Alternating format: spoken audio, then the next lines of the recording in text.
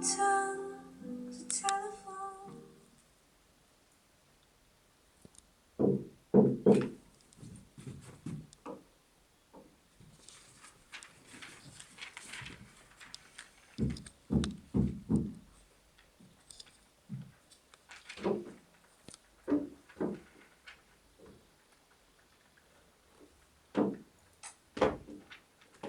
Hello, Mother.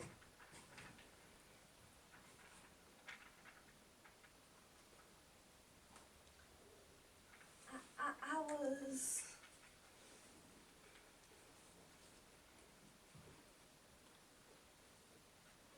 Deception. Deception. How was the DAR meeting?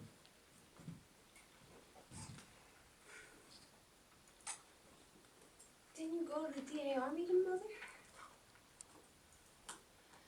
No. I did not have the courage.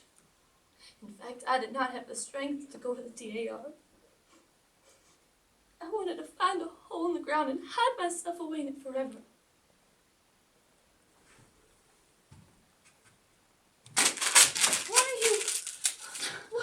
What? Why? How old are you, Laura? Mother, you know my age. No, I thought you were an adult. It seems that I was mistaken.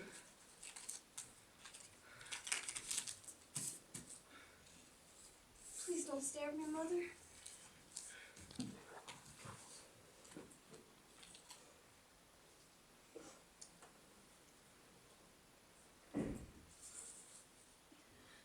So what are we going to do for the rest of our lives? What is the future?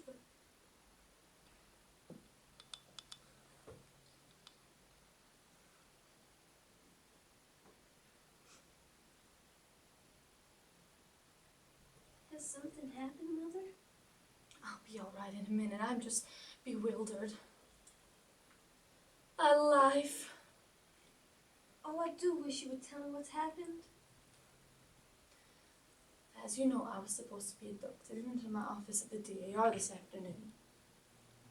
But I stopped off at Rubicam's Business College to ask them about your having a cold and what progress they thought you was making down there.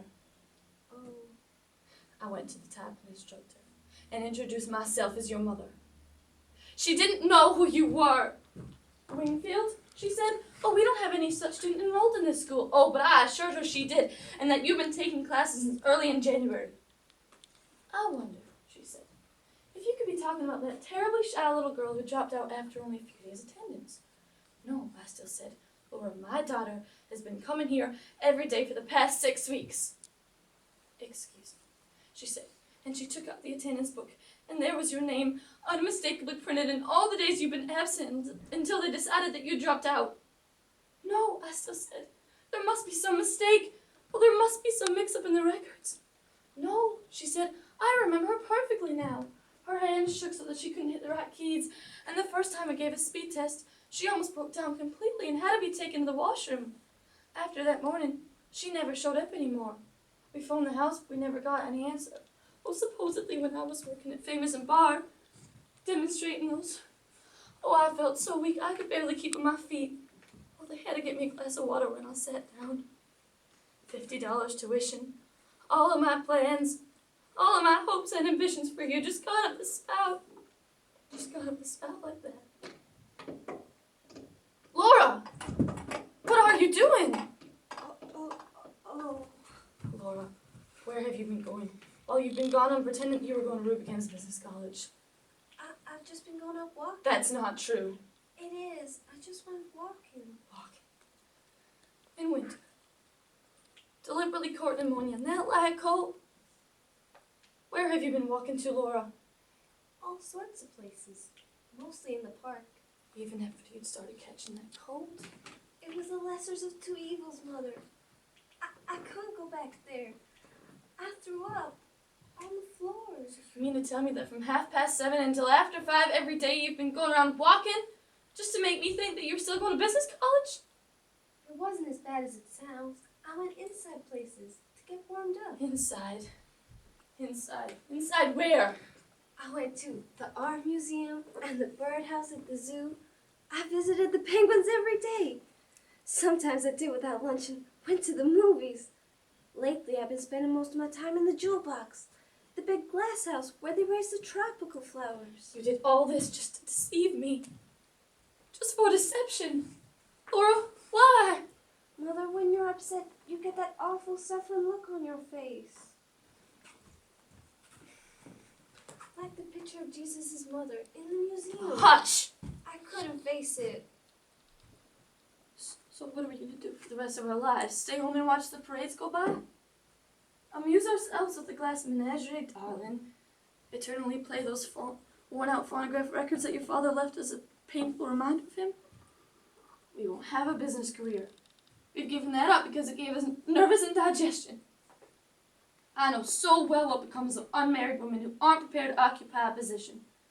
I've seen such pitiful cases in the South, barely tolerated spinsters living upon the grudging patronage of sisters' husbands and brothers' wives, stuck away in some little mousetrap of a room, encouraged by one-in-law to visit another, eating the crust of humility all their life. Is that the future that we've mapped out for ourselves? Because I swear it's the only alternative I can. It isn't a very pleasant alternative, is it? Of course. Some girls do marry. Or haven't you ever liked some boy? Yes, I liked one once. I came across his picture a while ago. They gave you his picture? No, it's in the yearbook. Oh, a high school boy. Yes, his name was Jim. Oh, here he is in the Pirates of Penzance. The what? The operetta the senior class put on. He had a wonderful voice. We sat across the aisles from each other Mondays, Wednesdays, and Fridays. In the odd. Oh, here he is with a silver cup of debating. See his grin. He must have had a jolly disposition. He used to call me Blue Roses. Why did he call you such a name as that? Well, when I had my attack of pleurosis, he asked me what was the matter when I came back. I said pleurosis. But he thought I said Blue Roses. And that's just what he called me after that. Whenever he'd see me, he'd holler, "Hello, Blue Roses." I didn't care very much for the girls he went out with. Emily Missionback was the best dressed girl in Sodown. She never struck me, though, as being sincere. It says in the personal section that they're engaged. That was 6 years ago. They must be married by now. Well, girls that aren't cut out for a business career usually want to marry some nice man. Oh, sister! That's what you'll do! But Mother, I'm crippled. Nonsense! Laura, I told you never, ever to use that word. Why, you're not crippled. You just have a little defect.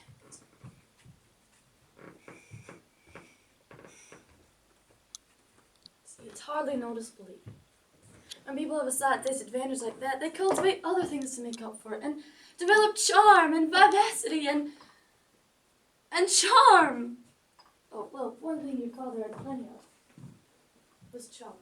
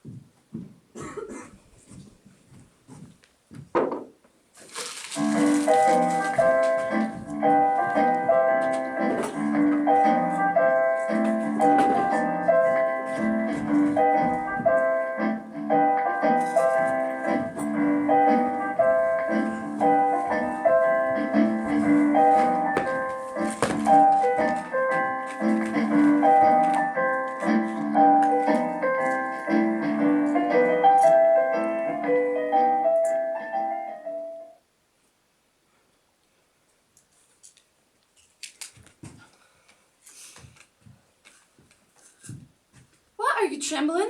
Mother, you've made me so nervous. And how have I made you nervous? By all this fuss, you make it seem like it's so important. I don't understand you, Laura. You can't be satisfied with just sitting at home, and yet whenever I try to arrange something for you, you seem to resist it. Now, take a look at yourself. Oh, no, wait. Oh, wait, I have just the idea. What is it now? They call them gay deceivers. I won't wear them. You will? Why should I? Because, to be painfully honest, your chest is flat.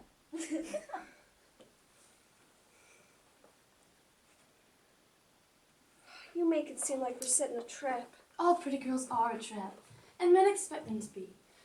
Come, take a look yourself. Well, this is the prettiest you'll ever be. I've got to fix myself now, or you're going to be surprised by your mother's appearance.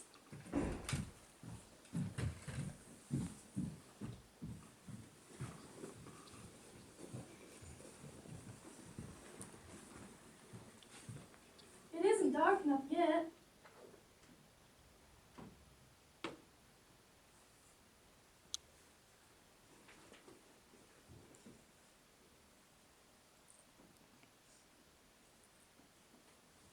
I'm going to show you something. I'm going to make a spectacular appearance. What is it now, Mother? Oh, possess your soul and patience. You will see. Something I resurrected from that old trunk. Well, styles haven't changed so terribly much after all. Now look at your mother. Well, this is the dress in which I led the cotillion. Won the cakewalk twice at Sunset Hill. I even wore one spring to the governor's ball in Jackson. Oh, see how I sashayed around the ballroom, Laura? I wore it on Sundays for my gentlemen callers. And I had it on the day I met your father. I had malaria fever all that spring. Change of climate from East Tennessee to the Delta. Weakened resistance. I had a little fever all the time. Well, not enough to be serious. Just enough to make me restless and giddy. Oh, stay in bed, says my mother. You have fever. But I just wouldn't. I kept on going and going. Evenings, dances, long, long rides, picnics, afternoons. That lovely country in May. So lovely. Laced with dogwood and literally flooded with jonquils. That was the spring. I had the craze for jonquils. Oh, they became an absolute obsession. Amanda and her jonquils. Oh, I made the young men help me gather the jonquils. Whenever, wherever I saw them, I'd say, "Stop, stop! I see jonquils!" Soon, there was no more space for jonquils. Every available space was filled with them. My mother said, "Honey, there's no more room for jonquils." Fine. No more vases? I'll hold them myself. And then I met your father. Malaria fever and jonquils, and then this boy. Oh, well, I do hope they get here before it starts to rain.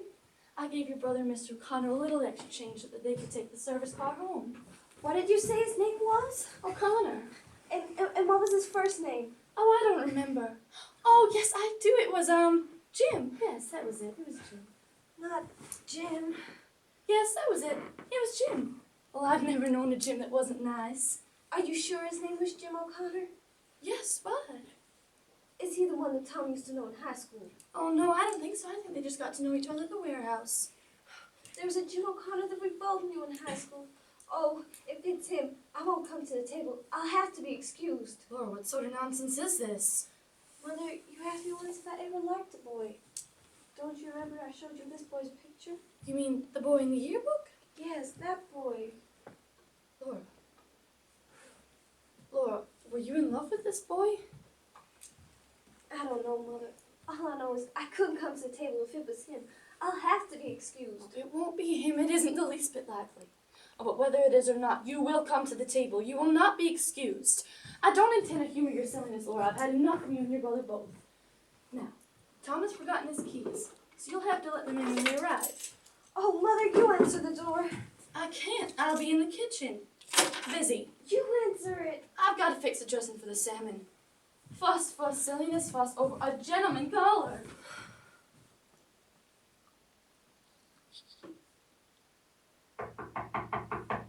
Laura, sweetheart, the door.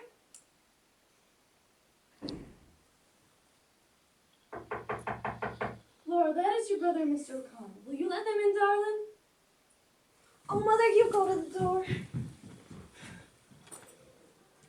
Please, you answer it. What is the matter with you, you silly thing? Please, please, you I told you I wasn't going to humor you, Laura. Why have you chosen this moment to lose your mind? Please, please. have to go to the door because I can't. I can't either. Why? I'm sick. Well, I'm sick too of your nonsense. Now you answer it, young lady. Please. Preposterous going on. Just go to the door. Can you give me one good reason? Coming, just 1 second. Can you give me one good reason why you should be afraid to answer a door? Oh. Laura Wingfield, you march right to that door. Yes. Yes, Mom.